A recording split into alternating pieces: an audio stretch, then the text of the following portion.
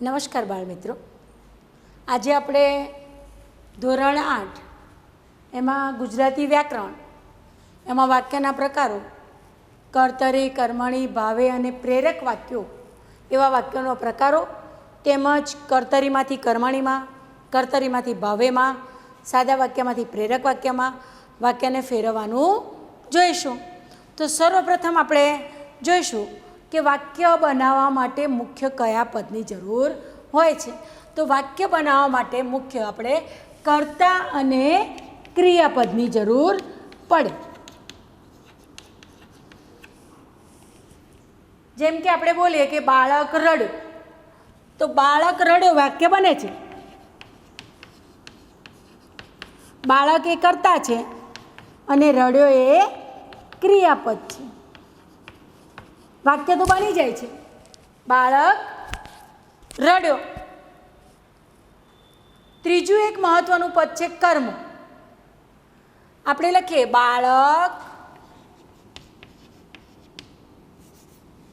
બીજું એક વાક્ય લખીએ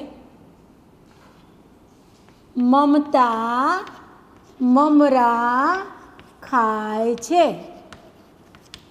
તો મમતા કર્તા છે, મમરા કર્મ છે અને ખાય છે એ ક્રિયાપદ છે. તો આમ બે પદથી પણ વાક્ય બને છે, કર્તા અને ક્રિયાપદથી વાક્ય બને છે. અને ત્રીજું કર્મપદ છે, જે કર્મ ન હોય તો પણ વાક્ય તો બને જ છે. તો મમતા મમરા ખાય છે, મમતા કર્તા છે, મમરા કર્મ છે અને ખાય છે એ ક્રિયાપદ છે. તો આમ વાક્યના 3 પદોના આધારે વાક્યના પ્રકાર પાડવામાં આવ્યા છે. જેમાં કર્તા મુખ્ય હોય એ કર્તરી વાક્ય, કર્મ મુખ્ય હોય તો કર્મણી વાક્ય અને ક્રિયાપદ મુખ્ય હોય તો ભાવે વાક્ય બને છે. તો આજે આપણે કર્તરી વાક્ય પહેલાં જોઈશું. તો હવે આપણે જોઈશું કર્તરી વાક્ય.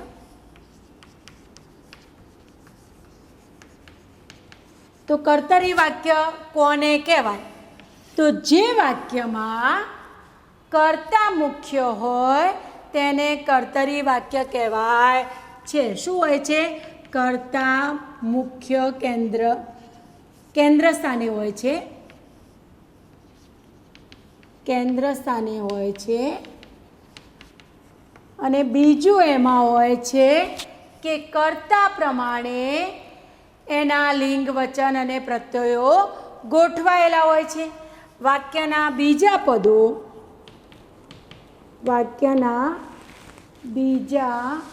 પદો કર્તાના લિંગ, વચન પ્રમાણે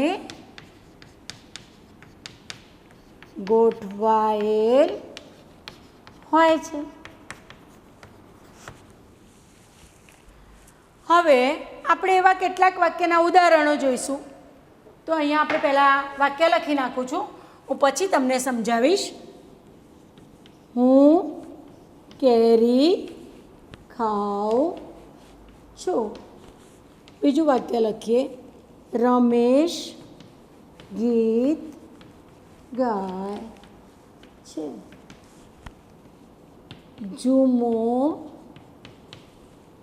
જુમા એ શોખ ખાતર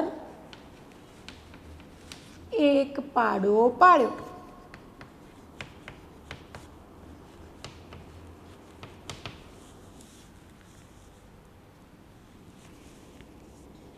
મીના ચોપડી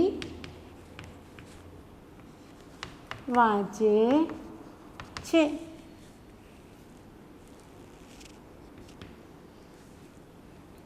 તે પુસ્તક લખે છે. અહીંયા આપણે આ 5 વાક્ય લખીએ છીએ. આ બધા વાક્ય કર્તરી છે. તો કર્તરી છે આપણે કઈ રીતે કહીએ? તો અહીંયા જુઓ, પહેલા વાક્યમાં હું, બીજા વાક્યમાં રમેશ, ત્રીજા વાક્યમાં જુમો, ચોથા વાક્યમાં મીના અને 5મા વાક્યમાં તે. આ બધા શું છે? કર્તા છે. આમાં કર્તા મુખ્ય સ્થાને છે. ખાઉં છું, કોણ ખાય છે? તો હું ખાઉં છું. શું ખાઉં છું? તો કેરી ખાઉં છું. ગાય છે, કોણ ગાય છે? રમેશ ગાય છે. કોણે પાડો પાડ્યો? જુમાએ પાડ્યો. કોણ વાંચે છે? મીના વાંચે છે. કોણ લખે છે? તે લખે છે. તો આમાં કર્તા મુખ્ય સ્થાને છે. અને જેમાં કર્તા મુખ્ય સ્થાને હોય, કર્તા પ્રમાણે બીજા લિંગ વચનમાં ફેરફાર થતો હોય એ કર્તરી વાક્ય કહેવાય છે. હવે આપણે બીજા નંબરે કર્મણી વાક્ય જોવાના છે અને કર્તરીનું કર્મણીમાં ફેરફાર કઈ રીતે થાય એ પણ સાથે સાથે જોવાનું છે. તો આપણે આ જ વાક્યનું કર્મણીમાં ફેરફાર કરીને કર્મણી વાક્ય જોઈશું. હવે અહીંયા આપણે આ જ વાક્યનો ફેરફાર કરવાનો છે કર્મણી વાક્યમાં. તો કર્મ કોને કહેવાય? તો કર્મમાં કર્મની પ્રધાનતા હોય અને લિંગ વચન બધા કર્મ પ્રમાણે બદલાતા હોય એને કર્મણી વાક્ય કહે છે. તો પરીક્ષામાં બે રીતના પ્રશ્નો પૂછાય છે. વાક્યને ઓળખવાનું તેમજ વાક્યનો કર્તરીમાંથી કર્મણીમાં, કર્તરીમાંથી ભાવેમાં ફેરફાર કઈ રીતે કરવો એ પણ પૂછાય છે. તો આપણે કર્મણી વાક્ય સાથે સાથે જોઈશું. અને કર્મણી વાક્યમાં બે વાતો ધ્યાનમાં રાખશું. કર્મણી વાક્યમાં કર્મ મુખ્ય સ્થાને હોય છે અને વાક્યના બીજા પદો એ કર્મના લિંગ વચનના પ્રત્યયો પ્રમાણે ગોઠવાય છે. તો આ બે વાતો આપણે કર્મમાં યાદ રાખવાની છે. કર્તામાં કર્તા મુખ્ય સ્થાને હોય છે, કર્મણીમાં કર્મ મુખ્ય સ્થાને હોય છે. હવે આ જ વાક્યોને આપણે કર્મણી વાક્યમાં ફેરવીને જોઈશું કે કર્મણી વાક્ય કોને કહેવાય. હવે આ વાક્યને મારે ફેરવવા છે કર્મણી વાક્યમાં. હવે અહીંયા છે હું કેરી ખાઉં છું. હવે તમે લખી શકો હુંની જગ્યાએ આપણે લખવાનું છે મારાથી કેરી અને ખાઉં છું એની જગ્યાએ મારાથી કેરી ખવાય છે. બધા વાક્ય લખી નાખીએ આપણે, પછી એના ફેરફાર વિશે હું તમને સમજાવીશ. આ જ રીતે તમારે બીજા વાક્ય લખવા છે તો તમે તરત જ કહેશો રમેશ ગીત ગાય છે, તો શું આવશે? રમેશથી ગીત ગવાય છે. તો બીજું વાક્ય લખશું રમેશથી ગીત ગવાય છે. ત્રીજું વાક્ય છે જુમાએ શોખ ખાતર એક પાડો પાડ્યો. તો તમે તરત જ કહેશો કે જુમાથી શોખ ખાતર એક પાડો પડાયો.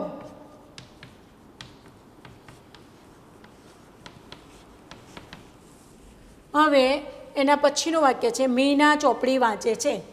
તો મીનાથી ચોપડી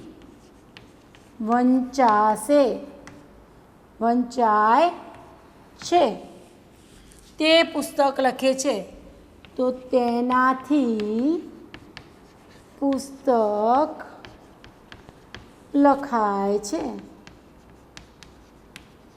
હવે આપણે જોઈશું કે શું ફેરફાર થયો છે. તો અહીંયા હું હતું એનું શું થઈ ગયું? મારાથી.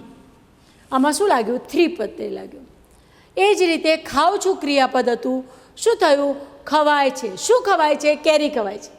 આ કેરી એ શું છે? કર્મ છે. અને આમાં કર્મની પ્રધાનતા. શું ખવાય છે? તો કેરી ખવાય છે.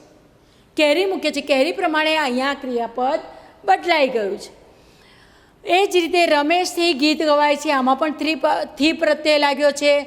આમાં ગીત ગાય છે એનું લખાઈ ગયું ગવાય છે.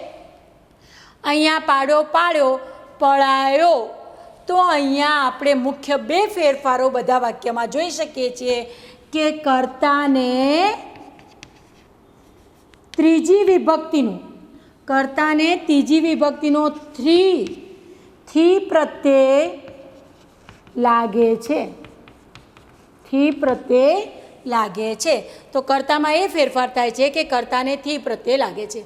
જો આમાં મીનાથી ચોપડી વંચાય છે, તેનાથી પુસ્તક લખાય છે.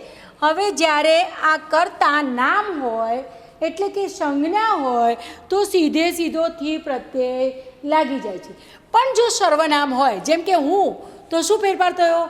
મારાથી. તે તો શું થયું? તેનાથી. તો જ્યારે કર્તરીમાંથી કર્મણી વાક્યમાં આપણે ફેરફાર કરતા હોઈએ તો જો સંજ્ઞા કરતા હોય તો સીધો થી કે વડે ફેરફાર એટલે કે ત્રીજી વિભક્તિનો પ્રત્યય લાગી જાય છે. પણ જો સર્વનામ હોય તો હું તો મારાથી, તું તો તારાથી, તે તો તેનાથી, એમાં ફેરફાર થાય છે. હવે બીજો ફેરફાર શું થયો? કર્મ તો જે હતું એ આપણે લખી નાખ્યું.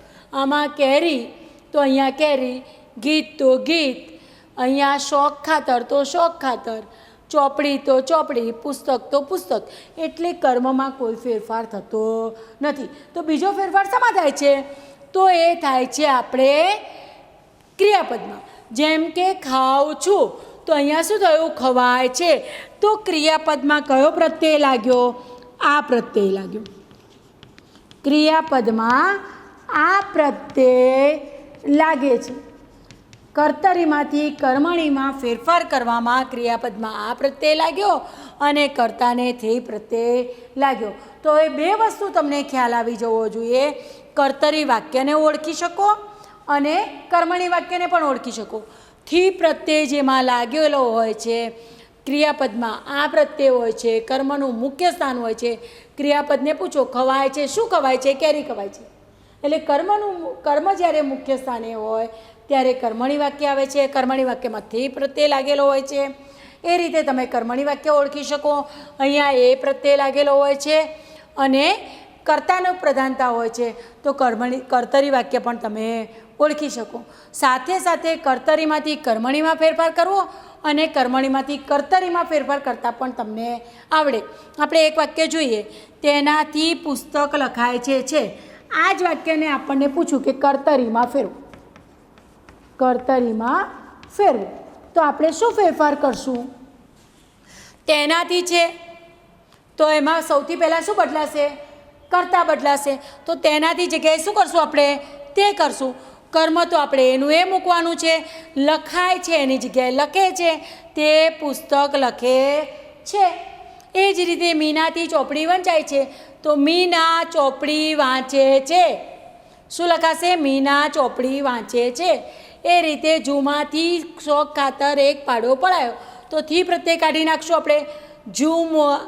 જુમાં એ શોખ ખાતર એક પાડો પાડ્યો.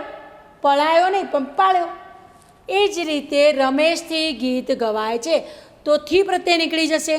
રમેશ કર્મ તો એનું એ જ રહેશે. ગીત ગાય છે. મારાથી કેરી ખવાય છે. હવે સર્વનામ છે અહીંયા કર્તામાં તો મારાની જગ્યાએ શું થઈ જશે? હું કેરી ખાઉં છું. તો આ રીતે કર્તરીમાંથી કર્મણીમાં અને કર્મણીમાંથી કર્તરીમાં વાક્યમાં ફેરફાર આપણને પરીક્ષામાં પૂછાય ત્યારે આવડવો જોઈએ. એ જ રીતે કર્તરી અને કર્મણી વાક્ય રચના પણ આવડવી જોઈએ. હવે એક વસ્તુ આપણે બીજી યાદ રાખવાની છે કે કર્તરી વાક્યમાં કર્મ વિનાના પણ વાક્યો હોય છે.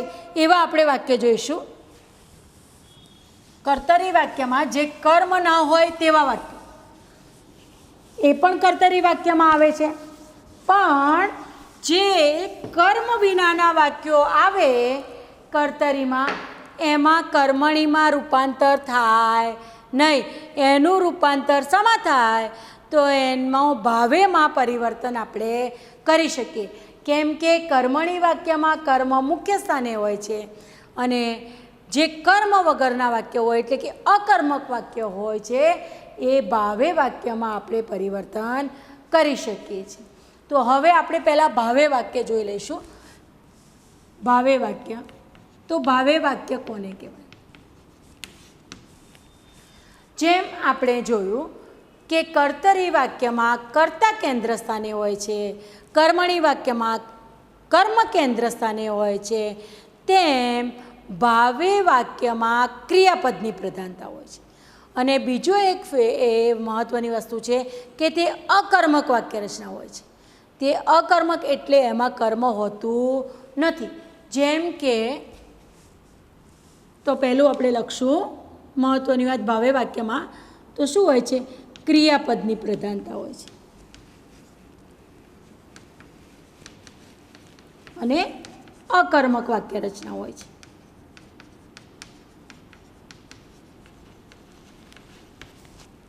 હવે આપણે પહેલાં કર્તરી વાક્ય લખીએ. જે અકર્મક કર્તરી વાક્યો છે એવા આપણે અત્યારે લખશું. જેમ કે રાજા ખડખડાટ હસ્યું, બાળક મોટેથી રડ્યો, મારાથી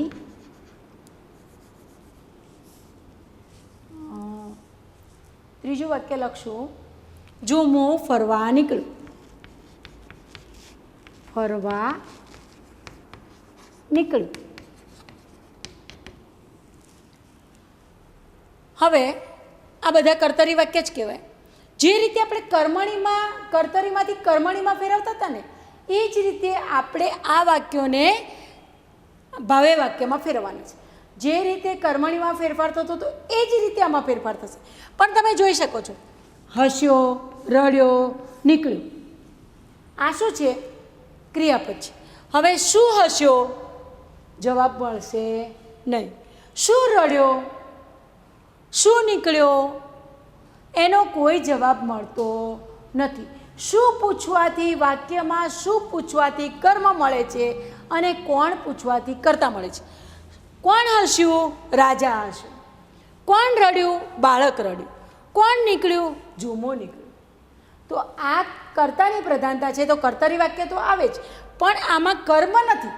એટલે વાક્ય કેવા છે? અકર્મક વાક્ય છે. અને જે કર્તરી વાક્યો અકર્મક હોય એને આપણે ભાવે વાક્યમાં ફેરવી શકીએ. અને કર્તરી વાક્યમાં જે વાક્યો સકર્મક હોય એટલે કે જેની અંદર કર્મ હોય એને આપણે કર્મણી વાક્યમાં ફેરવી શકીએ. ફેરફાર બંનેમાં એક જ જેવો હોય છે. કર્તરીમાંથી કર્મણીમાં ફેરવો કે કર્તરીમાંથી ભાવેમાં ફેરવો. જો આપણે આમાં ફેરફાર કરીએ, ભાવેમાં આપણે ફેરવવાના છે. રાજા ખડખડાટ હસ્યો, તો પહેલાં કર્મણીમાં ફેરવતા હતા એ જ રીતે રાજાથી ખડખડાટ હસાયું, હસાયું.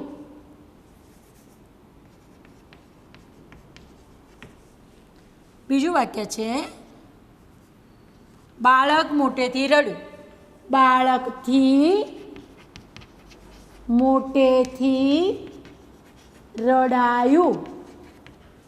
ત્રીજું વાક્ય છે જુમો ફરવા નીકળ્યું, તો જુમાથી ફરવા નીકળાયું.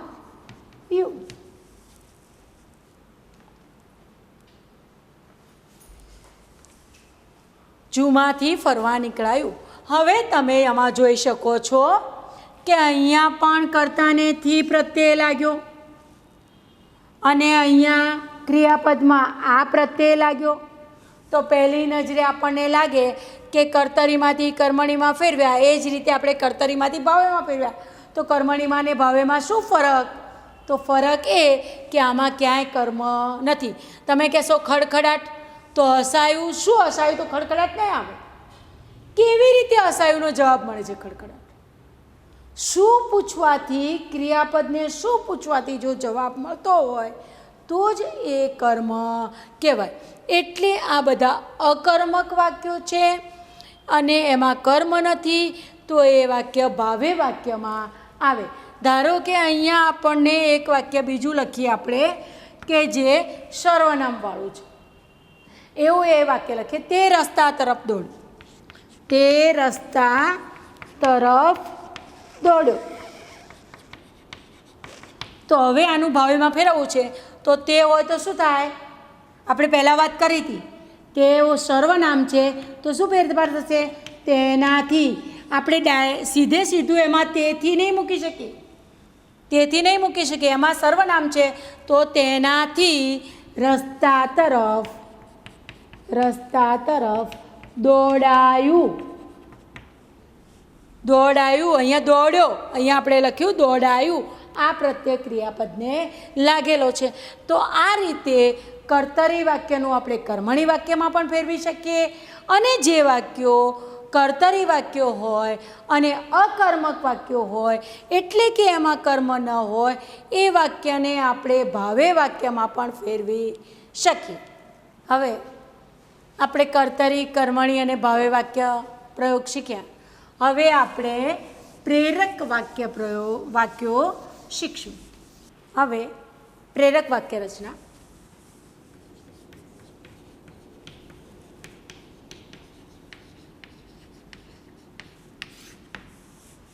હવે પ્રેરક વાક્ય રચનામાં શું હોય?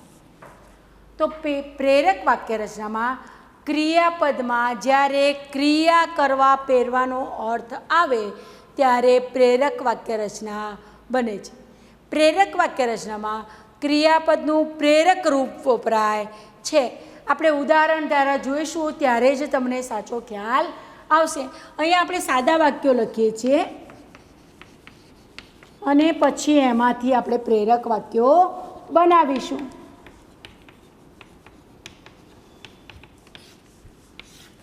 અહીંયા સાદા વાક્યો લખીએ.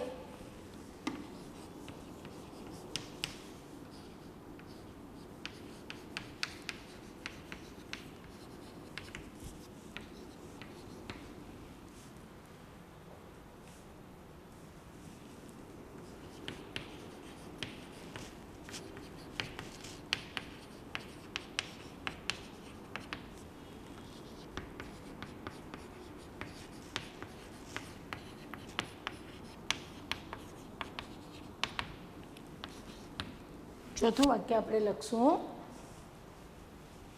મીના હલવો ખાય છે.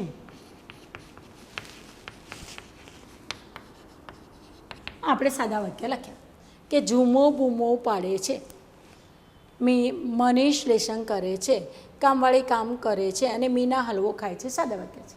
હવે આપણે આને પ્રેરક વાક્ય લખવા છે. હવે શું લખશું?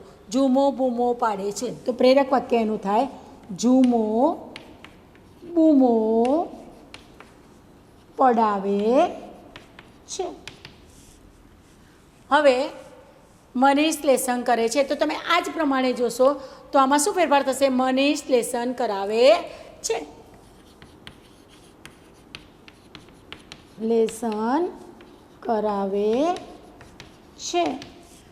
કામવાળી કામ કરે છે, તો તરત જ તમે કહેશો કામવાળી કામ કરાવે છે.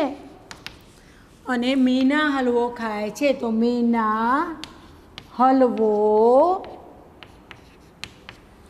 ખવડાવે છે. હવે આપણે આ લખી તો નાખ્યું, પણ આપણે કાયમ યાદ રાખવા માટે એને સમજવું જરૂરી છે. હવે જુઓ, આપણે કર્તરીમાંથી કર્મણીમાં ને ફેરવતા હતા ત્યારે શું કરતા હતા? કર્તાને થી પ્રત્યય લગાડતા હતા. પ્રેરક વાક્યમાંથી પ્રત્યય લાગશે નહીં. તો ફેરફાર શું થયો કે ઝૂમો બૂમો પાડે છે, તો ઝૂમો બૂમો પડાવે છે. પોતે બૂમો પાડતો નથી, પણ બૂમો પડાવે છે, એટલે કે બૂમો પાડવાની પ્રેરણા આપે છે. જ્યારે બીજાને પ્રેરણા આપવાની આવતી હોય ત્યારે પ્રેરક વાક્ય આવે છે, ઝૂમો બૂમો પડાવે છે. પછી જુઓ, તમે આમાં પ્રેરિત કરતા મૂકીને પણ વાક્ય બનાવી શકો. ઝૂમો બૂમો પડાવે છે, ઝૂમો લોકો પાસે બૂમો પડાવે છે, એ રીતે પણ તમે મૂકી શકો છો. મનીષ લેસન કરાવે છે, મનીષ લેસન કરતો નથી પણ કરાવે છે, એટલે કે લેસન કરવાની પ્રેરણા બીજાને આપે છે. એ જ રીતે કામવાળી કામ કરાવે છે, તો કામવાળી પોતે કામ કરતી નથી પણ કરાવે છે, કામ કરવાની પ્રેરણા આપે છે. મીના હલવો ખાય છે, તો મીના હલવો ખવડાવે છે, એ ખવડાવે છે એટલે ખવડાવવાની પ્રેરણા આપે છે. એમ બીજાને પ્રેરણા આપતું વાક્ય હોય પ્રેરક વાક્ય કહેવાય. આમાં તમે બીજો કરતા મૂકીને પણ, પ્રેરિત કરતા મૂકીને પણ વાક્ય બનાવી શકો. અહીંયા આપણે જોઈ લીધું. હવે આ વાક્યમાં તમે પ્રેરિત કરતા મૂકીને પણ વાક્ય બનાવી શકો. જેમ કે ઝૂમો બૂમો પડાવે છે, તો તે ઝૂમા પાસે બૂમો પડાવે છે તો તે આપણે પ્રેરિત કરતા મૂકી શકીએ. મનીષ લેસન કરાવે છે. શિક્ષક મનીષ પાસે લેસન કરાવે છે. આમ તમે પ્રેરિત કરતા મૂકીને પણ પ્રેરક વાક્ય બનાવી શકો. તો હવે આપણે કર્તરી, કર્મણી, ભાવે અને પ્રેરક વાક્યો જોઈ લીધા. હવે આપણે વ્યાકરણનું સ્વાધ્યાય જોઈ લઈશું. અહીંયા સ્વાધ્યાયનો પહેલો પ્રશ્ન છે, નીચેના વાક્યોના પ્રકાર ઓળખી પ્રત્યેક વાક્ય સામે કર્તરી, કર્મણી કે ભાવે પ્રયોગ લખો. અહીંયા વાક્ય આપેલા છે, સોલ્વ કરાવી દઉં છું તમને, એટલે તમને લખતા ખ્યાલ આવે અને પરીક્ષામાં ખ્યાલ આવે. પહેલું વાક્ય છે, મહાનલે એક ચિનગારી આપી. મહાનલ થી પ્રત્યય નથી, તો કયું વાક્ય છે? મહાનલે એક ચિનગારી આપી, કર્તરી વાક્ય. દાંત વગર ખાઈ શકાય ખરું? આ વાક્ય સરસ છે, જોવા જેવું છે. દાંત વગર ખાઈ શકાય ખરું? હવે આ વાક્ય દાંત વગર ખાઈ શકાય ખરું, પહેલી નજરે તમે કહેશો આ વાક્ય કર્મણી વાક્ય છે. આ વાક્ય કર્મણી વાક્ય છે. પણ તમે કહેશો આમાં થી પ્રત્યય તો આવતો નથી, અને થી પ્રત્યય વગર તો કર્મણી વાક્ય બની શકે નહીં. તો આ વાક્ય કર્મણી વાક્ય કેવી રીતે બન્યું? તો આમાં કર્તા અધ્યાર છે, કર્તાનો લોપ થયેલો હોય છે. વાક્ય વાંચો, દાંત વગર ખાઈ શકાય ખરું. આમાં કર્તા કયો છે? કોઈનાથી. કોઈનાથી દાંત વગર ખાઈ શકાય ખરું. એટલે ઘણીવાર કર્તાનો લોપ થયેલો હોય, એટલે કે કર્તા અધ્યાર હોઈ શકે છે, ત્યારે આપણે ધ્યાન રાખવું પડે.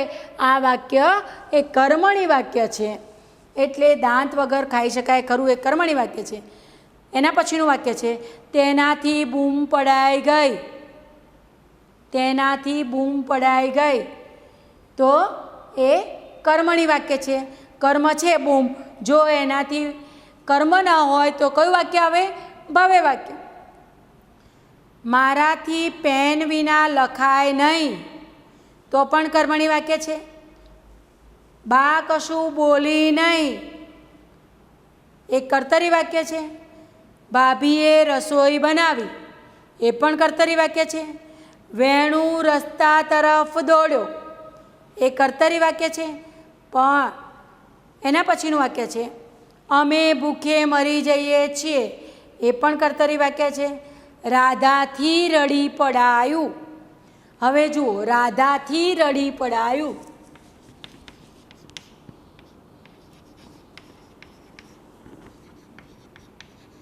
રડી પડાયું એટલે આમાં કર્મ નથી, એટલે એ ભાવે વાક્ય છે. લાખાથી ઘોડી દોડાવાય, તો એ કર્મણી વાક્ય છે. હવે બીજો પ્રશ્ન છે આપણો,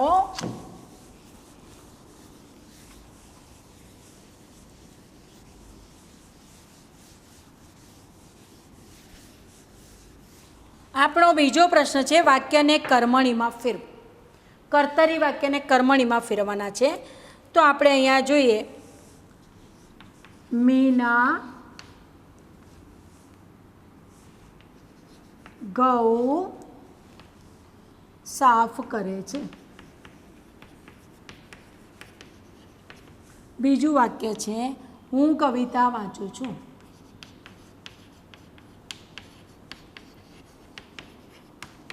ત્રીજું વાક્ય છે, આશાએ પત્ર લખ્યો.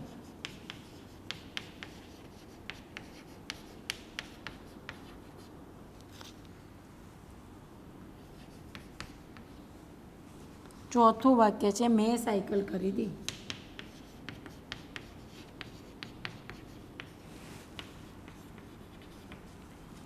અને પાંચમું વાક્ય છે, હરેશ ચિત્ર દોરશે.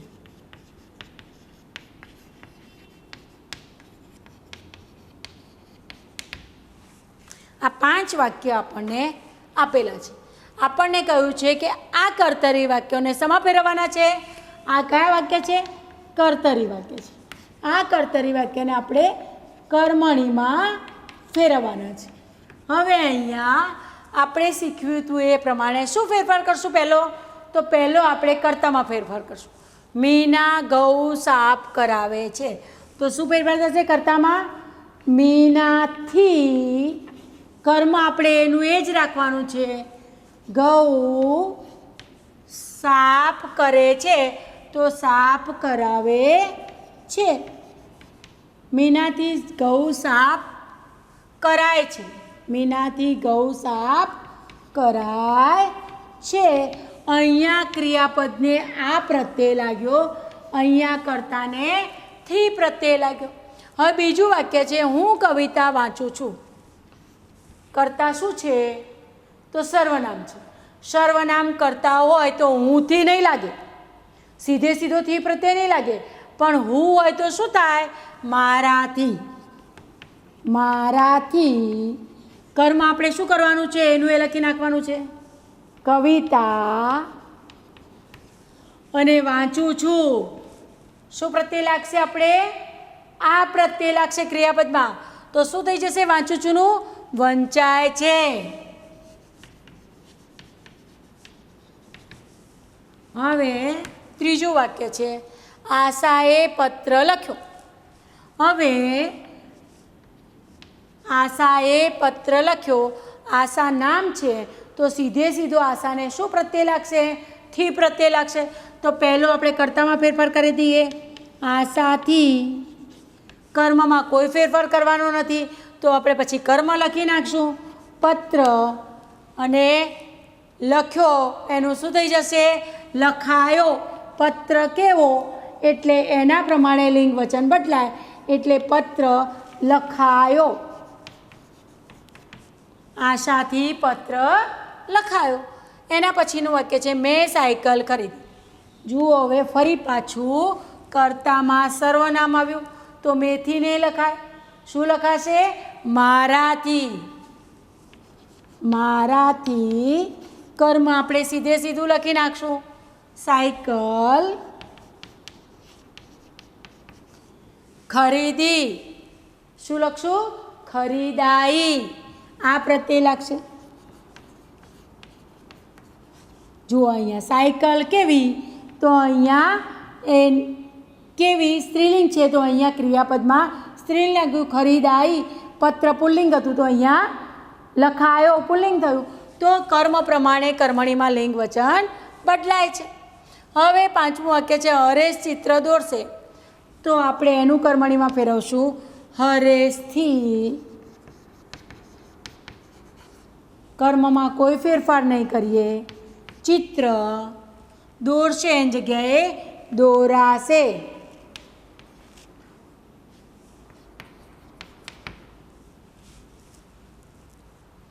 આ પ્રમાણે આપણે કર્તરીમાંથી કર્મણીમાં ફેરવી શકીએ. હવે એના પછીનો વાક્ય છે, એના પછીનો ત્રીજો પ્રશ્ન આપણો છે કે વાક્યોને પ્રેરક વાક્યોમાં ફેરવો. તો એ પણ આપણે જોઈએ. ફરી પાછું એકવાર પુનરાવર્તન સ્વરૂપે જોઈ લઈએ કે પ્રેરક વાક્યોમાં કઈ રીતે ફેરવવું. અહીંયા આપણને એમાં પણ 5 વાક્ય આપેલા છે. વાક્ય અહીંયા લખી નાખીએ. એણે મને ટિકિટ આપી.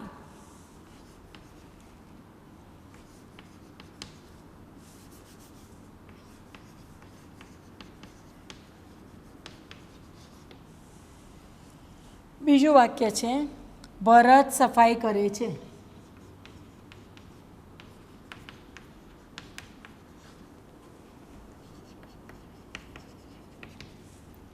ત્રીજું વાક્ય છે, નયન દોડે છે.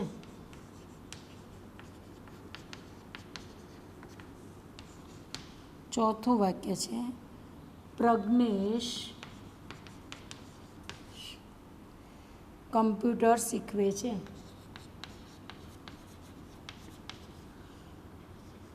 શીખે છે.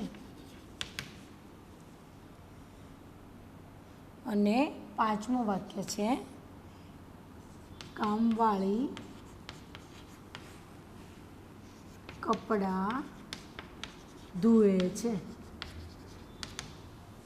હવે આપણે પ્રેરક વાક્યમાં ફેરવવાના છે. હવે પ્રેરક વાક્યમાં આપણે શું કરવાનું હતું? થી પ્રત્યય ક્યાંય આવશે નહીં, ખ્યાલ રાખવાનો. કર્મણી કે ભાવે વાક્યમાં જ થી પ્રત્યય લાગશે. જ્યારે પ્રેરક વાક્યમાં ફેરવતા હોય ત્યારે પ્રેરણા આપે છે, એટલે એણે મને ટિકિટ અપાવી. એણે મને ટિકિટ અપાવડાવી. શું આવશે? એણે મને ટિકિટ અપાવી. એણે મને ટિકિટ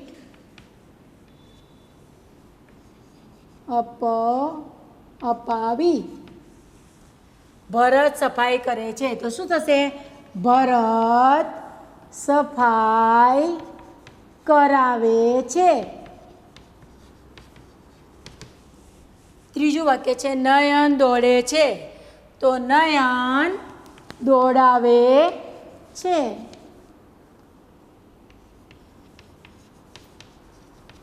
એના પછીનું વાક્ય છે પ્રજ્ઞેશ કમ્પ્યુટર શીખે છે. શું લખશું? પ્રજ્ઞેશ કમ્પ્યુટર શીખવાડે છે. પ્રજ્ઞેશ કમ્પ્યુટર શીખવાડે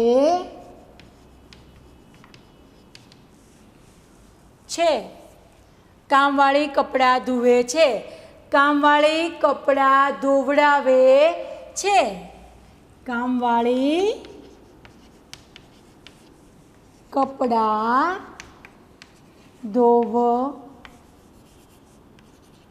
ધોવડાવે છે. તો આપણે આ રીતના ફેરફાર કરી અને આ વાક્યોમાંથી આપણે પ્રેરક વાક્ય, સાદા વાક્યમાંથી પ્રેરક વાક્ય બનાવ્યા. હવે આપણો વ્યાકરણનો છેલ્લો પ્રશ્ન છે કે નીચેના વાક્ય રચનાને ઓળખો. એનો પહેલો પ્રશ્ન, રાજા પંડિતને કાગળ આપે છે. સાદું વાક્ય કે પ્રેરક વાક્ય આપણે ઓળખવાનું છે, તો એ પહેલું સાદું વાક્યમાં આવશે. બીજું છે વાક્ય, જગડુશાએ ધનના ભંડારો ગરીબો માટે ખુલ્લા મૂકી દીધા.